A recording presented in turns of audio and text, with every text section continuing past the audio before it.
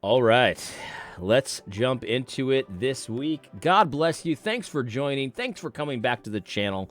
Hope you're having a good week so far. You know, I fully intended to do a video on Monday and Tuesday of this week, but it just didn't happen. So here we are on Wednesday. Thanks for joining.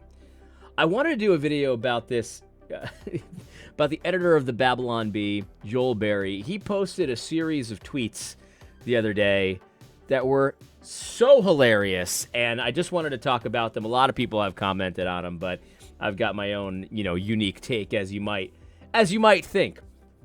I've been noticing this kind of thing since I was a kid. I'll never forget. I was probably 10, 11, 12, I don't know, something like that.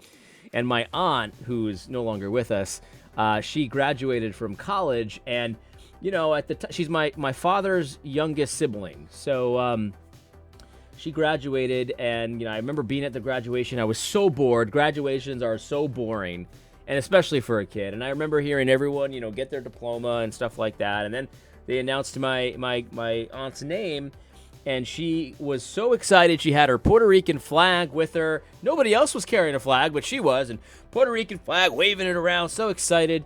And as a kid, I was just like, what's the big deal, right? I mean, like, I liked being Puerto Rican. I always enjoyed it, on Christmas, there's always some roast pork there. It's just wonderful. All my friends had to suffer through dry turkey, and I had turkey and roast pork. And so I just like, I like that kind of thing. I like the music. I like the culture. I liked, listening to my grandparents play dominoes to all hours of the night when I was a kid, trying to fall asleep in their house in the Bronx. I just liked everything about being Puerto Rican, but I never was like so enthusiastic. And I can understand too. It's like if you were like the first Puerto Rican to graduate, I guess that's, I probably wouldn't have carried a flag, but I guess I could understand why someone would do it. Or even if they were the first person in their family to graduate, and maybe or their town or their little village that they came from Puerto Rico. But that was not the case. My aunt was from New York, and my father was older than her and had graduated from Columbia. So it's like, it didn't make any sense to me. But likewise, on the flip side, I've never understood white people that just seem to deny any interest in their ethnicity at all. It's a very weird thing.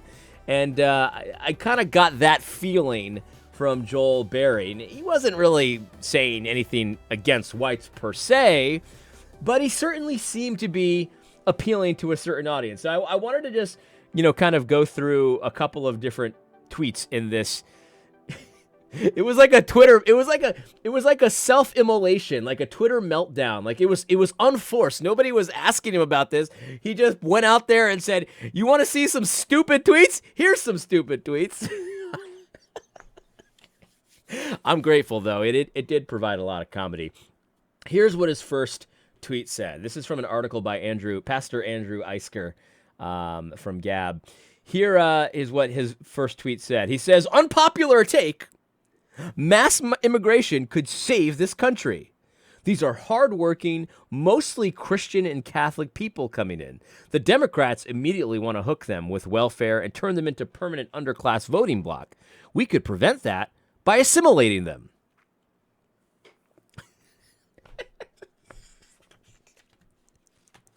It's like, I just, on the face of it, this is a stupid idea, a very stupid idea. It's like, look, here's how we do it, guys. This is how we win. We do exactly what the Democrats want. we bring them in. Just open up the borders. We got to bring them in.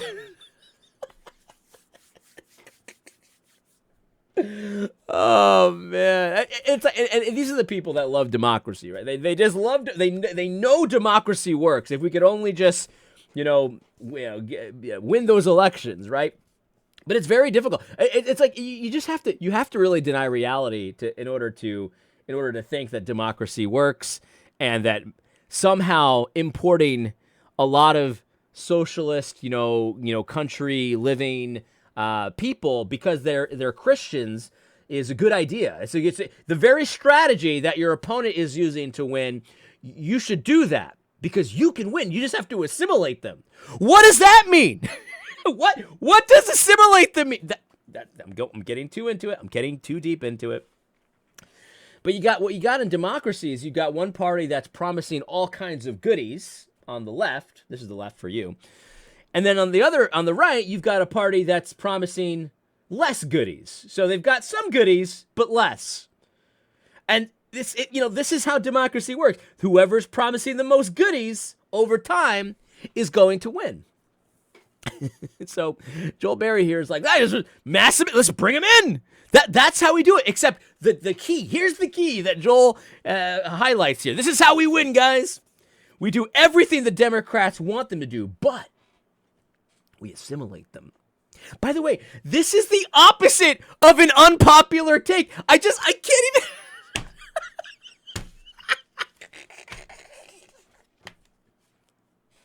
And Isker, of course, recognizes that instantly. That's the first thing he comments on. Unpopular take? This is not an unpopular take, Andrew says. It's the foundational position of both political parties on the immigration question. The set-in-stone position of the GOP, the Republicans, is in favor of mass migration, and it's been this way our entire lives. This is why this is a self-immolation. He's like, guys, I've got some base stuff for you. I know you're not going to like this. Mass immigration, that's how we win. And we assimilate them, of course. That's how you do it. You assimilate them into voting for Republicans instead of Democrats. That's how you do it. Is this a possible thing that could happen? Sure. Yeah, sure. I mean, it's possible that all the trannies will convert and vote Republican. There you go. It's possible. Is that a strategy? No, it is not a strategy. And Pastor Andrew Isker, of course, here does a really good job breaking down exactly why this is a stupid idea. But I don't really want to go into it. If you're interested, it's called The Conservative Case for the Great Replacement. It's an interesting take, and I really recommend it. Go ahead and give it a read and all of that. I wanted to talk about the other tweet, and this one was really, really, really hilarious. If you thought the first one was hilarious with the unpopular take from the editor from the Babylon Bee, which was the most popular take that you could imagine, here's the next one. And this one, when you first read it, you might not get it. And I can listen. It seems like an innocuous take on first blush, but he gets turned into a pretzel immediately with a very basic question, and it's so satisfying, guys. This is a satisfying exchange. Here's what Joel Berry, the editor of the Babylon Bee, has to say. He says, Western civilization was invented by the Greeks and the Jews, while white Europeans were still naked savages dancing around campfires. Now, you think about that, and you're like, yeah, white Europeans, they were pagan. They had pagan idols that they worshipped and stuff like that. Okay, yeah, you follow. Yeah, they used to eat each other, sure. That's true. I mean, they had their Norse gods, and I don't really know a whole lot about the kinds of gods that they worship, but I know they were pagans. That's true. And then Western civilization, kind of what we know as Western civilization. Of course, we base our civilization on the scriptures, of course, and there were Jewish scriptures. That's true, and all of that. But of course, we also recognize that the gospel came through Europe, and of course, the Protestant Reformation happened in Europe, and of course, we owe a great debt of gratitude to Europe. So what's the point of this tweet, right? And you might not know how to attack it right away because there's some truth there, but you can kind of sense that he's saying it to gain some brownie points from someone who, I don't know who, but someone. And this is the thing, like certain white people have this pathology. It's like the opposite of what my aunt had. And a lot of minorities have this where they're like so into their ethnicity that it's just like, you don't really get it, but you kind of get it, but it's just a little over the top. That's how I always felt since I was a kid, holding the Puerto Rican flag. Anyway, so he gets tied into a pretzel immediately. So let me just reread Joel's tweet, and then the question that stumps him. It stumps him. Joel says Western civilization was invented by the Greeks and Jews, while white Europeans were still naked savages dancing around campfires. And he gets asked, Joel, what's your favorite thing about whites? It seems like an innocent question, and I think this is why it tripped him up so much, because it's like, it's just a basic question, right? And, you know, you can kind of see that he's trying to make it's like a rhetorical question almost, where he's kind of trying to make a point. Like, Joel, why do you hate white people so much, right? It's okay to be white, you know, the old Reddit thing.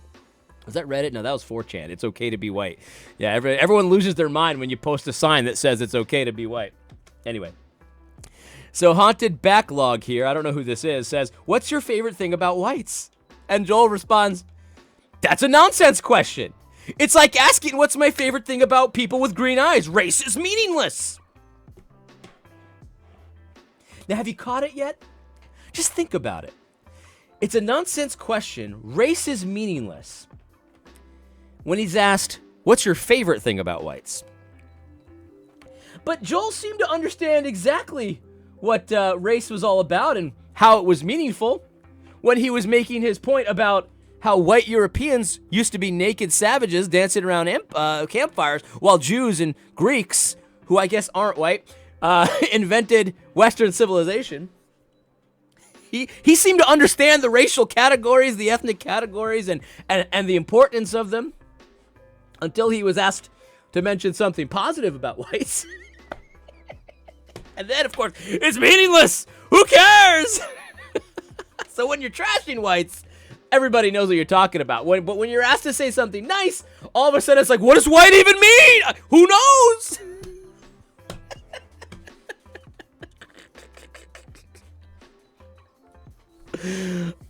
You white people, man, you guys are crazy. You guys are nuts. Seriously, I love white people. You know, I could name a lot of things that I like about whites, because I've had a lot of experience with white people. But I gotta be honest with you, you guys are nuts. Someone's gonna come get your boy here and tell him, hey, you know, we're not all that bad.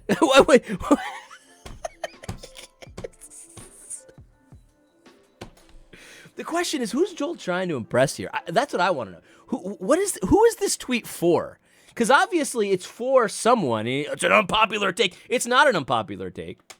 But why did he write this? Why, like, this? It just seems like such an unforced, like, faceplant of a. And this is not the only ones. I mean, he went in for a while. There's other things I could have said here, but I just found it so interesting. They seem so pointless to me. Like, why do this?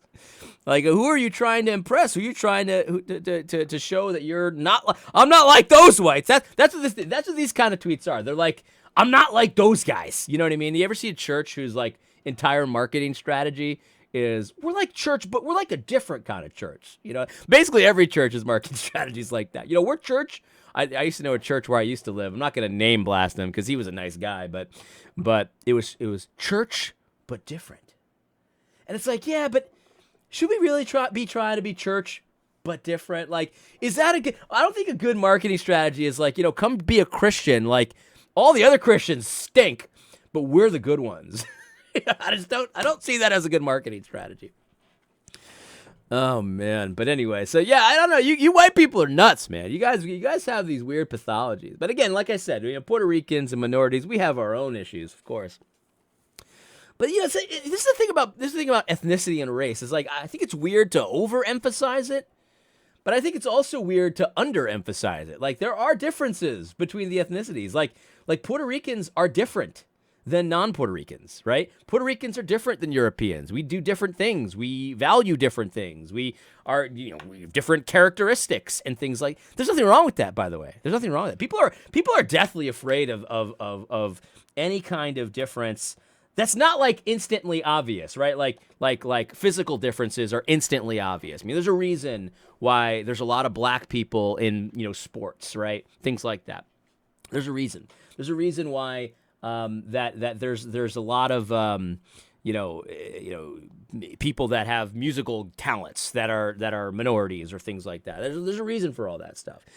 And then people are okay with that, but then when you start to talk about other things like, you know, IQ or you know, behaviors and things like that, people lose their minds. And And I don't think we really should lose our minds. Like, I'm not saying that you need to overemphasize all that stuff. I'm not saying that it affects your value as a human being, but it might be smart to recognize that, if ethnicities, there are differences between the ethnicities. I mean, even in the Bible, like, we can see very clearly that there are differences between the ethnicities. In the Old Testament, there's obvious stuff there. Even in the New Testament, when Paul's talking about, different groups and things like that, he doesn't shy away from talking about things that are said about the group as a potentially, and not even like good ones, like potentially bad ones, bad things.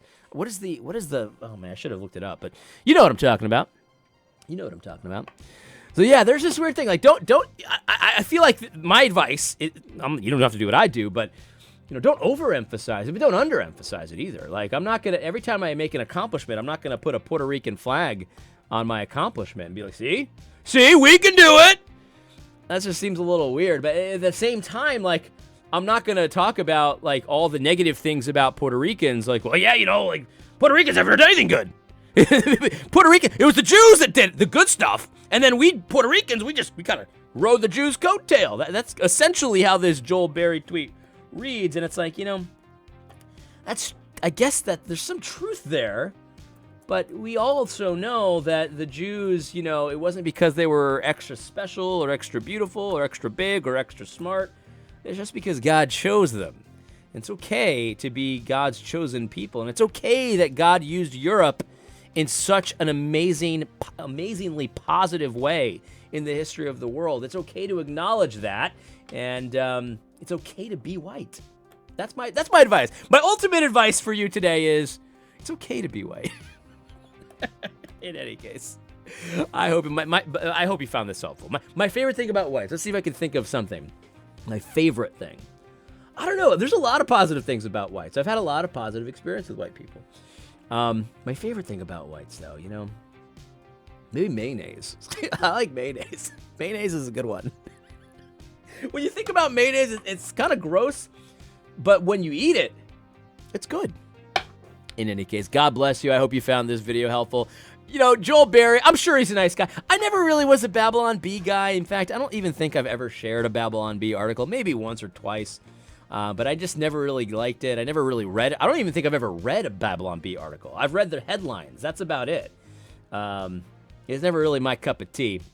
But I gotta say, man, if you ever needed a reason to distrust Babylon Bee, I think you've got it. I don't know who they're trying to impress, but it didn't work. In any case, God bless you. Take care.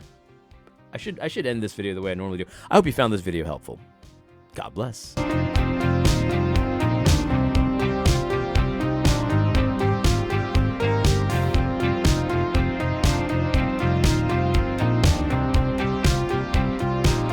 I changed my mind. Mayonnaise is good, but Tears for Fears, man. Tears for Fears. Everybody wants to rule the world. That's my favorite thing about white people.